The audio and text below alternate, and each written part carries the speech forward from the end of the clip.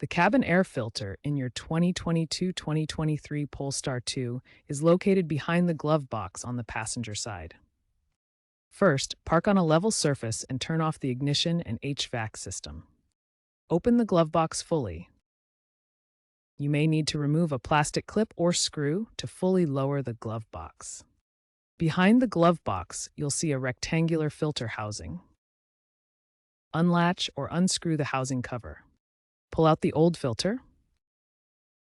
Note the direction of the airflow arrow on the old filter for correct reinstallation. Dispose of the old filter properly.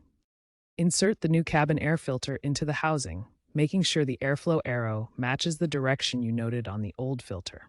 Ensure it fits snugly to prevent air leaks. Secure the filter housing cover. Reattach the glove box, making sure any clips or screws are properly fastened. Finally, test your HVAC system to ensure proper airflow.